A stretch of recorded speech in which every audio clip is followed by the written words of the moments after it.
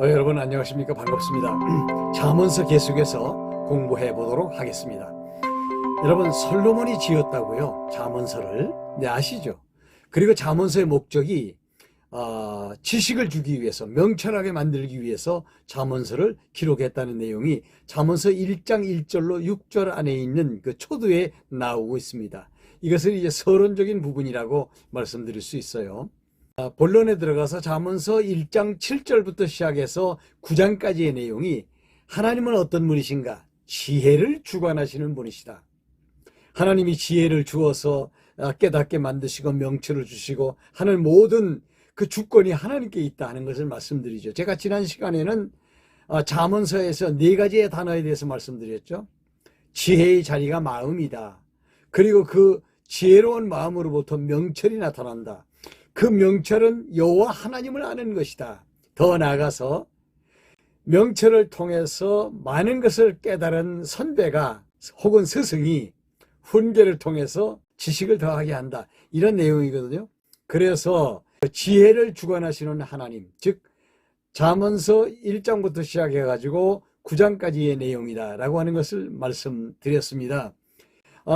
이번에는 이제 중간 단계인 잠언서 10장에서부터 22장 16절까지의 내용 가운데에서 왕가를 세우시는 하나님의 주권적 섭리에 대해서 말씀을 드려보려고 생각합니다. 잠언에서 주로 많이 나오는 게 지혜로운 자와 미련한 자, 또 미련한 여인, 지혜로운 여인, 악한 계집, 그리고 이방 계집 뭐 등등 많이 나와요. 그런데 여러분들이 이걸 볼 때 이게 단순하게 악한 계집, 보통 악하다 이렇게 생각하는 그 미련한 계집, 이게 뭘 말하는가? 뭐 어리석은 자, 그리고 미련한 자, 이것도 뭘 말하는가? 또 명철한 자, 지혜로운 자, 뭐 이런 많이 나오거든요.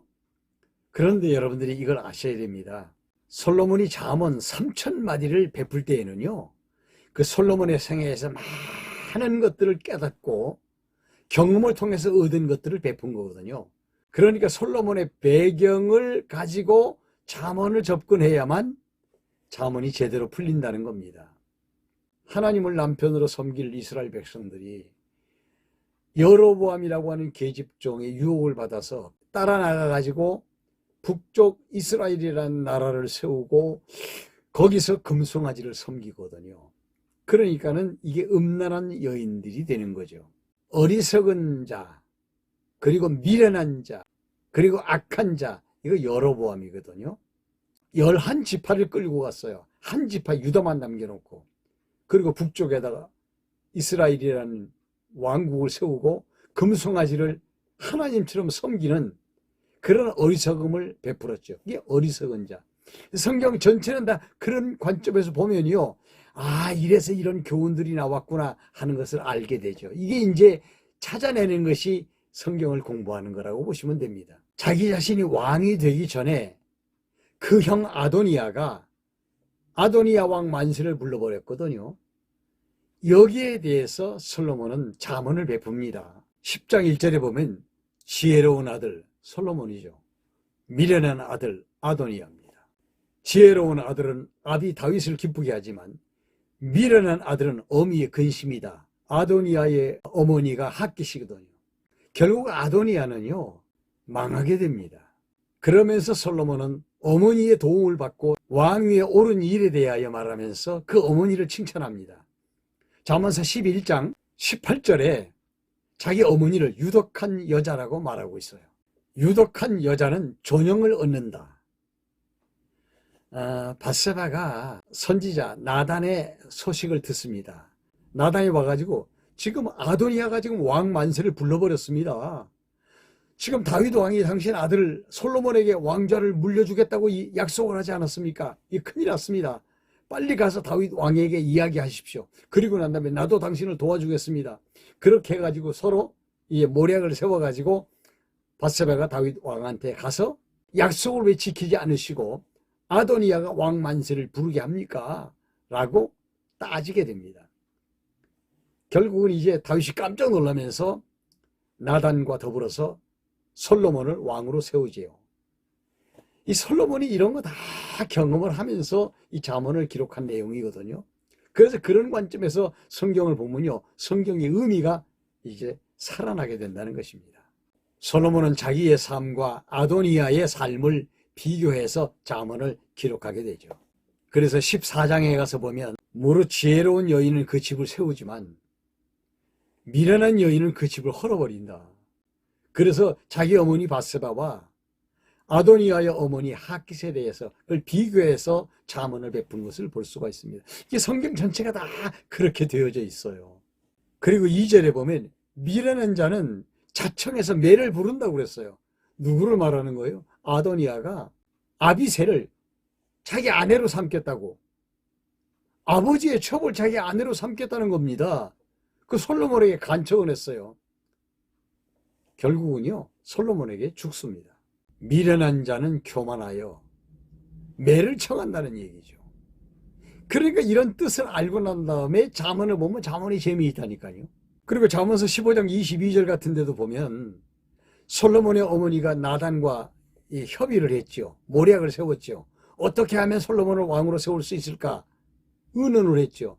그 부분에 대해서 이렇게 이야기합니다. 잠언서 15장 22절에 의논이 없으면 경영하는 것이 파하고 모사가 많으면 경영이 이루어진다. 이렇게 말씀하고 있는 거예요. 이게 다 그러니까 솔로몬의 생애의 그 역사와 다 관련이 있는 내용들이라고 보시면 됩니다.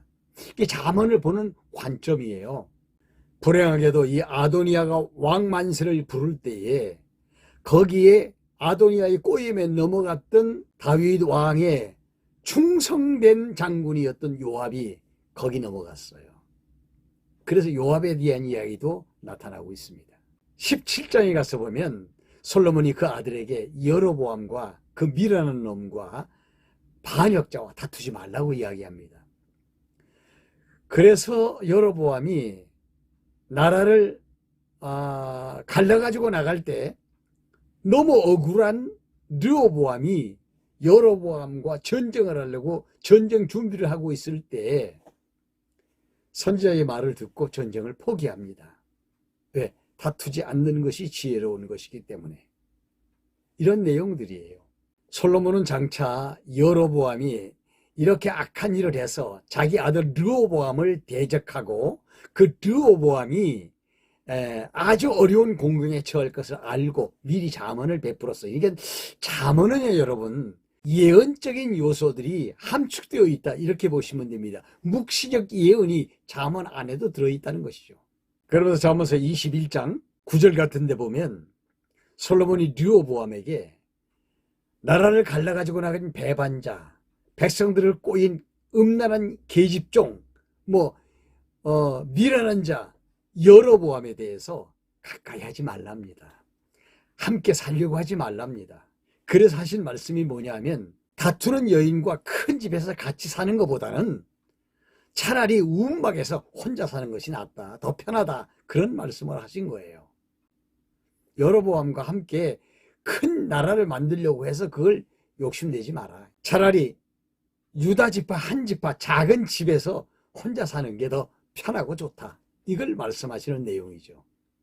이렇게 보니까 잠언이 기가 막히지 않습니까? 그러면서 솔로몬은 끊임없이 자기 아들에게 그 미련한 놈, 그 어리석은 놈, 그 간교한 놈, 그 배신자 여로보암에 대해서 경계할 것을 계속해서 잠언으로 말씀하시고 있습니다. 그러면서 솔로몬은 자기 아들 르호보암에게 잠언서 23장 22절에 너 낳은 아비를 청종하고 내 늙은 어미를 경히 여기지 말라, 없이 여기지 말라는 것입니다. 그러면서 19절에 행악자가 권세를 얻고 잘 되어도 그거 시기하거나 그것 때문에 분을 내거나 잘못된 자가 잘 되는 형통하는 것을 보고 부러워하거나 그러지 말라는 것입니다. 그러면서 잠언서 28장 2절에 보면 솔로몬은 이미 북이스라엘이 3, 4대만에 망할 것에 대해서 예언적으로 잠언을 베풀고 있어요. 나라에 죄가 있으면 정권이 자꾸 바뀐다는 것입니다. 다시 말씀드리면 주권자가 많아진다는 것이죠. 그러나 명철과 지혜가 있는 자가 나라를 통치하게 되면 그 나라가 장구하다는 말씀을 주십니다. 이 얘기가 뭐냐면 북쪽 이스라엘은 3, 4대 만에 망하고 남쪽 유다의 왕가는 하나님이 세워가신다고 하는 말씀을 지금 암시하고 있는 내용입니다. 이런 관점에서 성경을 보시면 돼요. 다시 말씀드리면 정리를 하겠습니다. 잠언서 초두에 1장 1절에서 6절까지 기자가 누구이며 그 다음에 왜 잠언을 베푸는지 목적에 대해서 말씀하시고, 그리고 잠언서 1장 7절부터 9장까지의 내용이 뭐냐면 지혜를 하나님이 주관하신다. 지혜를 주관하시는 하나님께서 지혜를 주시고 지혜를 받은 사람이 명철을 깨달아서 하나님을 알게 되고, 그리고 많은 경험들을 통해서 훈계함으로 지식을 전달하게 된다 하는 내용을 말씀하시고 있고, 그리고 잠언서 10장에서 22장 16절까지는요 다윗 왕가를 하나님이 뜻 가운데서 세워가신다고 하는 것. 그래서 아도니아나 압살롬이나 다윗의 자리를 탐하고 반란을 일으켰어도 결국은 하나님이 정하신 사람은 솔로몬이므로 결국은 솔로몬이 왕위를 잇게 되고, 그리고 르호보암이 솔로몬의 뒤를 이어 왕위를 잇게 되었다라고 하는 말씀을 통해서 왕가를 세우시는 주권을 가지신 분이 바로 여호와 하나님이시다라고 하는 것과, 그 다음에는 나라를 통치하고 다스리는 그 일이 하나님의 주권에 의해서 이루어진다. 왕가를 세우신 하나님이 그 다윗 왕가를 통해서 다윗 왕국을 통치하게 하신다. 그 배후에 누가 계시느냐? 만왕의 왕이신 하나님이 주권을 가지고 존재하신다. 이거를 가르쳐 주는 것이 바로 잠언서다. 이렇게 말씀드릴 수가 있습니다. 잠언서는 여호와 하나님의 주권에 대한 말씀을 노래하고 있는 책이다. 정확하게 말씀드린 겁니다.